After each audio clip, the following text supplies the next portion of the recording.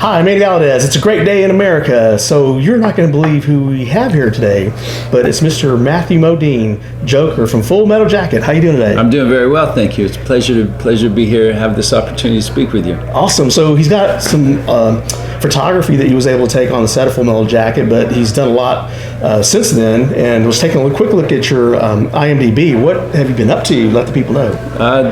This year's been pretty busy. I came back to Stranger Things. It's a Netflix show. It's one of the most popular shows in the world, playing Dr. Brenner. I can't tell you more than that because I have to sign a non-disclosure agreement that prevents me from saying anything about it. Liam Neeson's a good friend of mine, and we went to Germany and made a film together called Retribution. So that was you know, it's rare that you get the opportunity to work with someone that you know for many years and who's an old friend, and so we had a really good time working together in Germany. And what else? I'm getting ready to start well, I can't tell you about that either, but because under NDA, the business has changed so much. By the time you air this, it'll probably be announced. Right. But you know, I'm not supposed to say anything until they announce it. Okay. But it's a really good thing about a very monumental thing that changed the course of in real life, changed the course of war and human behavior on the planet. So I'll let your viewers try to figure out what that is, because there was a monumental thing, a shift that happened as a result of the invention of something. Okay. I'm sure there's some people going, I know what it is right now. Okay, then building the suspense for those that don't. So this whole art portrait, you're a photographer, and no one knew who knew, right? But I read a little bit about the background, how you got permission to take the pictures, and would you mind sharing that story with the audience? Because that's an amazing thing that you were able to accomplish there, to be able to get access, to be able to do that. Yeah, so a friend of mine knew about Stanley Kubrick's history as a still photographer, and he worked for Look magazine and took incredible photographs for that magazine. And so he had a Rolleiflex camera, which is a medium format twin lens reflex camera. And he said that if Kubrick knew that I knew how to use that camera and had a photographer's sensibility, it might help to break the ice with Stanley Kubrick and my relationship and working with him. So I went about teaching myself photography. My father, fortunately for me, was a watercolorist. And he taught me how to paint with watercolor and taught me composition and light values. You know, that watercolor is very important to know how to paint light.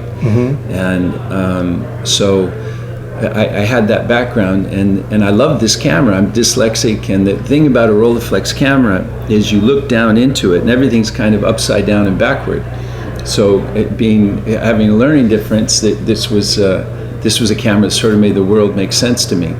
And the other thing about a Rolleiflex camera is it's when you're using it, you look here like this. So if you're taking a portrait of somebody, you don't have a camera that's between you and the subject that you're photographing.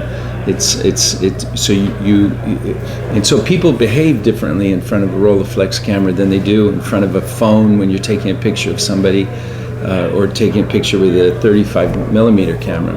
So I brought it to the set and I showed it to Stanley Kubrick, and he said, listen, if you're going to take pictures on my set, this is the camera you should use. But the important part of that statement was, if you are going to take pictures on my set, that Stanley Kubrick was giving me permission to do something that had never really been done on any of his movies before. Amazing. And the other part is the films themselves, as they age, the quality of the image improves? Well, when I say that the photographs continue to develop, I don't mean that the negative or the film or the image changes. Right. What changes is the significance of the image. You know, that when we see a historical picture, like the famous Kappa photo during the Spanish War of that person, I'm sure you've seen it. We all had it in our history books when we were going to school, of that person caught in the moment of death, that he pulled the trigger on his camera at the moment that man was being shot. so the photograph takes on a greater significance over a period of time. So there's some photographs down here. Stanley Kubrick is no longer with us. He's passed away. And so seeing an image of Stanley Kubrick smiling, seeing a picture of Stanley Kubrick's director's chair, which is a chair that will never be filled again. It's an empty chair, and so it takes on a greater significance. So that's what I mean when I say that the photographs continue to develop. So I'm part of the Marine community, served from 88 to 92. The movie came out in 87, I believe. So I would have seen the movie and been impacted by that. But I actually enlisted in the Marine Corps back in, a friend of mine was killed in Beirut bombing of 83. So there's 5 classmates of mine that actually wound up enlisted in the Marine Corps. So what has been the reception by the Marines? I guess now you're part of the family, so to speak. What has been your takeaway from this whole time being associated with that film, but also now that you're reintroducing some awesome memories for the Marine community at large and in America? Yeah, well, this is a gift. I also did a movie about the B-17s in the Second World War. I wore my uncle's dress uniform in the film. He was a B-17 pilot, so here, by coincidence, that I would get a role playing a captain of a B-17 and do what my uncle did in real life. He flew 17 combat missions before he was shot down and almost had his right arm taken off his body. And when I told him I'm going to do this movie, he took me into his closet and he had me try on his dress uniform, and it fit me. And I said, well, I'll wear it in the film. And he said, great. I said, is there anything that I could do or say that would, be me winking at you? And he said, no. He said, that's horseshit. He said, but do me a favor. When you put on that uniform, don't disrespect it. And I took the uniform and I told the other actors that I was working with my uncle's story about how he'd flown 17 missions and was a Purple Heart recipient, and how he said that when we put this uniform on, not to disrespect it, to understand and appreciate those people who had served and who had lost their lives and who had been physically scarred and mentally scarred by the impact of war on their lives. And it changed the whole temperature of the movie, the behavior, because the people, they stopped playing a role, so to speak, and had that sense of responsibility for those people who came before us. And so with Full Metal Jacket, and the entree that it gave me to the United States Marine Corps, I published a book that had these photographs and a diary that I kept that's available if you can get an iPad. It's $1.99, and it's my diary that I kept while I was making the film. It's funny. It's a great story, but it's not me reminiscing. It's my diary from a 24-year-old boy that was going through it, and it's great and it's wonderful. So it's available on an iPad. Well, we'll put links in the description. Yeah. So. Full Metal Jacket diary. Okay. And I didn't want to profit from the book. I wanted the money from the sales of the book to go to an organization. So I started searching around, and I found this it was beginning then, called the Wounded Warrior Project. And that led me to a gentleman named Al Giordano and Steve Nardizzi.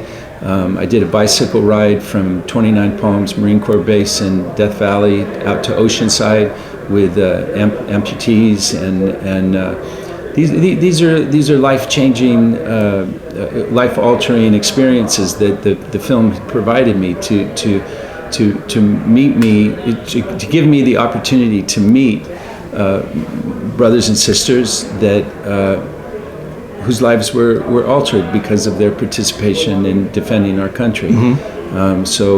These are things that I wish that more Americans understood and had the opportunity to appreciate, because it's often something that's over there. It's over there, and we don't really feel the impact of what those things. When we say the Pledge of Allegiance, a lot of people don't understand what those words mean and what it is.